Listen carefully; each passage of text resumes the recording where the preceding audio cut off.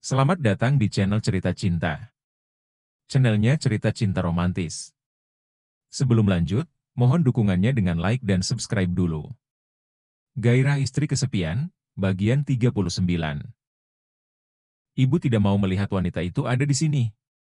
Melisa berusaha mendorong putranya yang terus menghalanginya.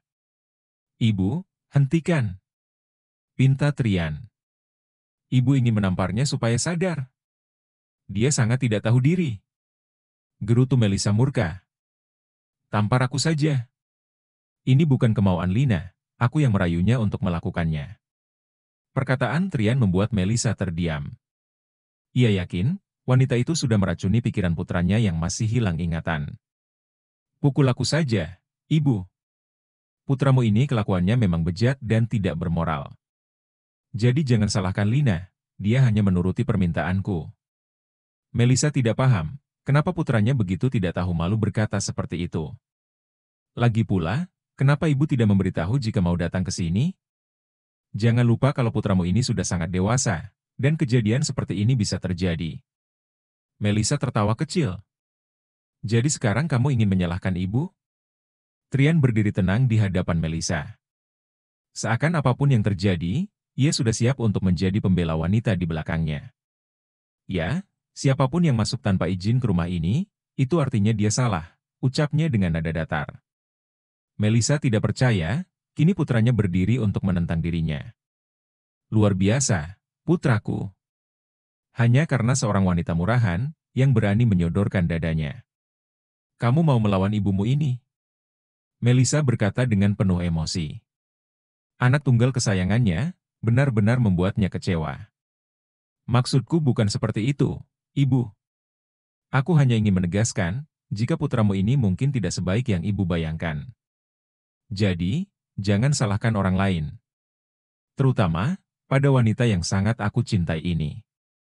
Trian berusaha berbicara dengan nada yang sangat halus. Akan tetapi, Melisa tidak bisa menerimanya. Ia tidak rela putranya jatuh cinta pada wanita miskin itu. Aku meminta restu untuk menikahinya, Bu. Melisa ingin tertawa. Setelah kejadian yang sangat memalukan, putranya bahkan berani meminta restunya. Sampai kapanpun, ia tidak akan menyetujui hubungan mereka. Trian, ibu rasa, kamu masih punya otak untuk berpikir, meskipun hilang ingatan. Kenapa kamu tidak menggunakan otakmu untuk memilih wanita yang jauh lebih baik dari dia? Ibu tahu ada banyak wanita yang menyukaimu.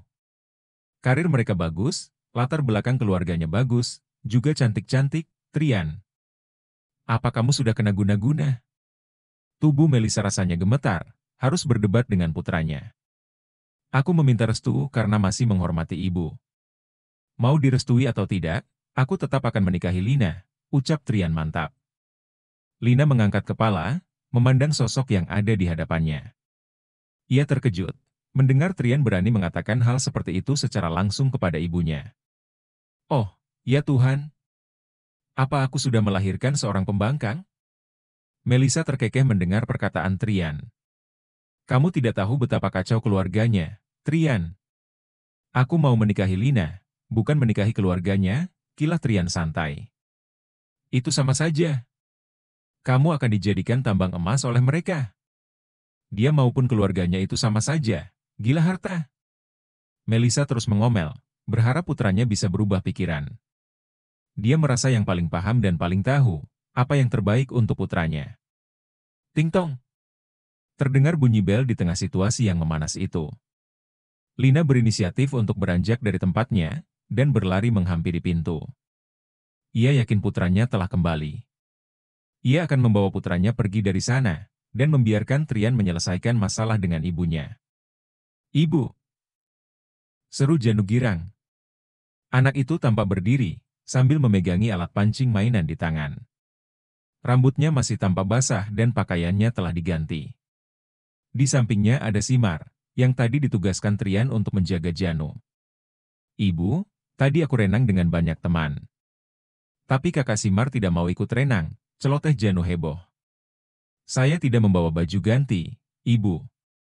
Jadi saya tidak ikut renang, kata Simar dengan ekspresi takut dimarahi. Lina mengulaskan senyum. Tidak apa-apa, terima kasih sudah menjaga Janu, pasti dia sangat merepotkan. Oh, tidak. Janu anak yang baik.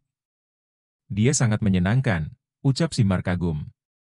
Syukurlah kalau dia tidak merepotkan orang. Terima kasih untuk hari ini. Saya akan pulang bersama Janu sekarang. Ibu, kenapa pulang?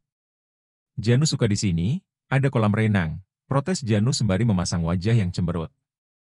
Janu, ayo kita masuk dan pamit kepada Om Trian. Ajak Lina, ia menggandeng tangan putranya. Om Trian? Itu salah. Yang benar Ayah Trian. Ayah Janu. Protes Janu lagi. Lina sudah tidak mau ambil pusing. Ia ingin segera pamit, mengambil tasnya dan pergi dari sana. Ayah. Janu melepaskan tangan ibunya, dan berlari dengan senang menghampiri Trian. Anak yang tidak tahu situasi itu, dengan santainya melewati Melisa, dan memeluk lelaki yang dianggapnya ayah. Melisa merasa terganggu dengan kebisingan anak itu. Apalagi ada anak kecil, yang berani mengaku-ngaku sebagai anak putranya. Ia yakin, anak itu adalah anak dari wanita tidak tahu diri seperti Lina. Ia bertambah geram, mengetahui putranya harus mengakui anak wanita itu juga. Janu, ayo kita pulang. Ajak Lina, yang sudah dengan cepat mengambil barang-barangnya. Ayah, aku tidak mau pulang, rengek Janu bermanja pada Trian. Biarkan mereka pergi, Trian. Ibu ingin bicara berdua denganmu. Perintah Melisa tengil.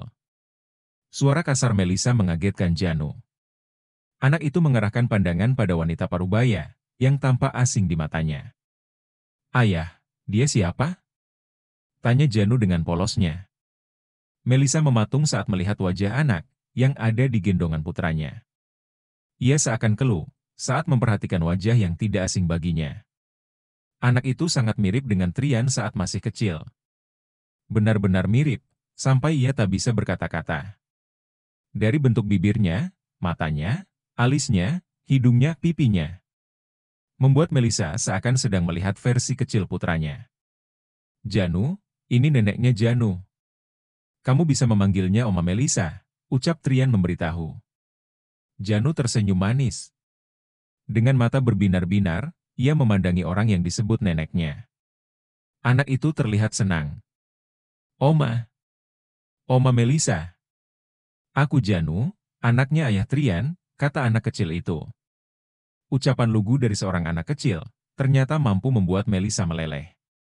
Ia sampai lupa jika sedang marah. Meskipun masih terkejut, entah mengapa ia senang memandangi anak kecil, yang sangat mirip dengan Trian versi kecil. Apalagi selama ini, ia sudah sangat mendambakan kehadiran seorang cucu.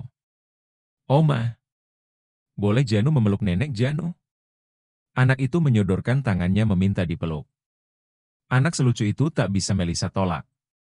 Dia yang awalnya sangat emosi, jadi terlihat sangat hangat. Dengan penuh kesadaran, ia mengambil anak itu dari gendongan Trian, dan memeluknya dengan erat. Lina yang merasa khawatir, anaknya akan disakiti oleh Melisa menjadi keheranan. Ia tertegun, melihat wanita yang sejak tadi memarahinya, malah bersikap lembut dan perhatian kepada Janu. Oma. Oma kenapa tidak kelihatan tua? Tanya Janu dengan polosnya. Melisa mengerutkan dahi. Anak itu sangat pintar mencuri hatinya. Benarkah? Janu mengangguk-angguk. Oma masih sangat cantik seperti ibu. Janu senang sekali punya nenek yang cantik, pujinya. Benarkah? Apa Oma secantik itu? Tanya Melisa penasaran. Benar, Oma. Oma Melisa lebih cantik dari Oma Rini. Melisa kembali mengerutkan dahinya.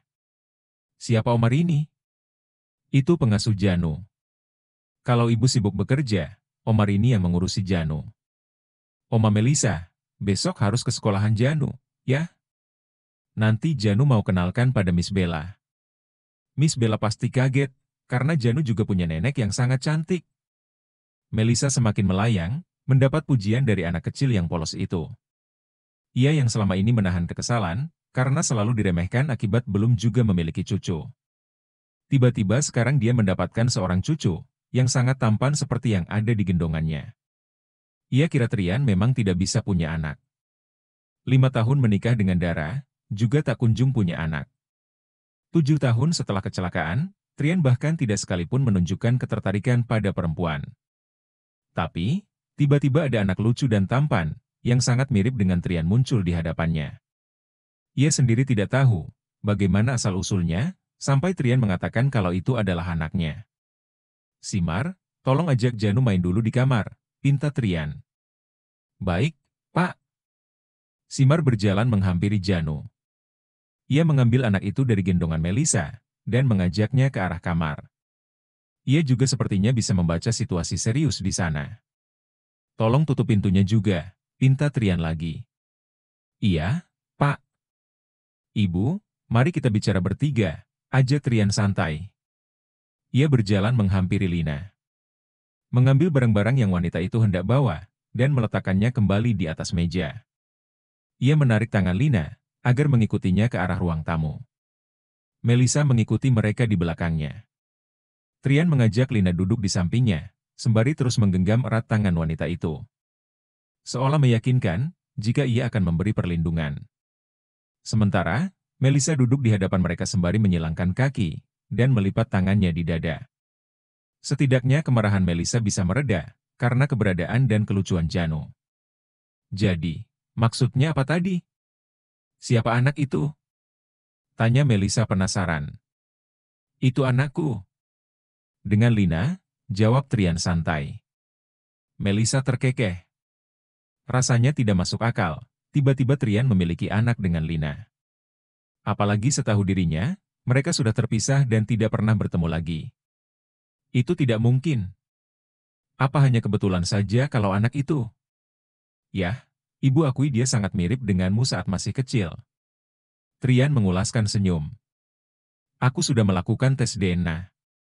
Kalau ibu masih belum yakin, nanti aku suruh pihak rumah sakit mengirimkan hasilnya." Melihat ekspresi Trian, Melisa tahu jika putranya sedang tidak bercanda. Tapi, ia masih tidak menyangka saja, ternyata dirinya selama ini sudah memiliki cucu. "Dari mana kamu tahu? Memangnya kamu sudah ingat?"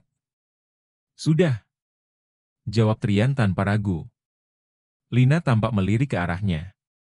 Wanita itu tahu, sebenarnya dia belum bisa mengingat apapun. Trian mengeratkan genggaman tangannya. Sebagai isyarat, agar Lina tenang dan dia sanggup menghadapi ibunya. "Maksudku, sebagian aku sudah ingat, Ibu. Meskipun belum semuanya." Trian mengoreksi jawabannya sendiri. Melisa memijat dahinya yang terasa pening. "Apa yang sudah kamu lakukan, Trian? Sampai ibu tidak tahu apapun tentang semua ini." "Tidak semua hal perlu ibu tahu, nanti ibu bisa pingsan," timpal Trian tenang. "Trian, ibu rasa, kamu masih punya otak untuk berpikir, meskipun hilang ingatan. Kenapa kamu tidak menggunakan otakmu, untuk memilih wanita yang jauh lebih baik dari dia? Ibu tahu ada banyak wanita yang menyukaimu. Karir mereka bagus, latar belakang keluarganya bagus, juga cantik-cantik, Trian. Apa kamu sudah kena guna-guna?" Tubuh Melisa rasanya gemetar, harus berdebat dengan putranya. "Aku meminta restu karena masih menghormati ibu. Mau direstui atau tidak, aku tetap akan menikahi Lina," ucap Trian mantap. Lina mengangkat kepala, memandang sosok yang ada di hadapannya. Ia terkejut, mendengar Trian berani mengatakan hal seperti itu secara langsung kepada ibunya. "Oh, ya Tuhan. Apa aku sudah melahirkan seorang pembangkang?" Melisa terkekeh mendengar perkataan Trian. "Kamu tidak tahu betapa kacau keluarganya, Trian." "Aku mau menikahi Lina, bukan menikahi keluarganya," kilah Trian santai. "Itu sama saja. Kamu akan dijadikan tambang emas oleh mereka. Dia maupun keluarganya itu sama saja, gila harta." Melisa terus mengomel, berharap putranya bisa berubah pikiran. Dia merasa yang paling paham dan paling tahu apa yang terbaik untuk putranya. Ting tong. Terdengar bunyi bel di tengah situasi yang memanas itu. Lina berinisiatif untuk beranjak dari tempatnya dan berlari menghampiri pintu. Ia yakin putranya telah kembali. Ia akan membawa putranya pergi dari sana dan membiarkan Trian menyelesaikan masalah dengan ibunya. "Ibu!" seru Janu girang. Anak itu tampak berdiri, sambil memegangi alat pancing mainan di tangan. Rambutnya masih tampak basah dan pakaiannya telah diganti. Di sampingnya ada Simar, yang tadi ditugaskan Trian untuk menjaga Janu. "Ibu, tadi aku renang dengan banyak teman. Tapi kakak Simar tidak mau ikut renang," celoteh Janu heboh. "Saya tidak membawa baju ganti, Ibu. Jadi saya tidak ikut renang," kata Simar dengan ekspresi takut dimarahi. Lina mengulaskan senyum. "Tidak apa-apa, terima kasih sudah menjaga Janu, pasti dia sangat merepotkan." "Oh, tidak. Janu anak yang baik. Dia sangat menyenangkan," ucap Simar kagum. "Syukurlah kalau dia tidak merepotkan orang. Terima kasih untuk hari ini, saya akan pulang bersama Janu sekarang." "Ibu, kenapa pulang?" "Janu suka di sini, ada kolam renang," protes Janu sembari memasang wajah yang cemberut. "Janu, ayo kita masuk dan pamit kepada Om Trian," ajak Lina. Ia menggandeng tangan putranya. "Om Trian? Itu salah. Yang benar Ayah Trian. Ayah Janu," protes Janu lagi. Lina sudah tidak mau ambil pusing. Ia ingin segera pamit, mengambil tasnya dan pergi dari sana. "Ayah!" Janu melepaskan tangan ibunya, dan berlari dengan senang menghampiri Trian. Anak yang tidak tahu situasi itu, dengan santainya melewati Melisa, dan memeluk lelaki yang dianggapnya ayah. Melisa merasa terganggu dengan kebisingan anak itu. Apalagi ada anak kecil, yang berani mengaku-ngaku sebagai anak putranya. Ia yakin, anak itu adalah anak dari wanita tidak tahu diri seperti Lina. Ia bertambah geram, mengetahui putranya harus mengakui anak wanita itu juga. "Janu, ayo kita pulang," ajak Lina, yang sudah dengan cepat mengambil barang-barangnya. "Ayah, aku tidak mau pulang," rengek Janu bermanja pada Trian. "Biarkan mereka pergi, Trian. Ibu ingin bicara berdua denganmu," perintah Melisa tengil. Suara kasar Melisa mengagetkan Janu.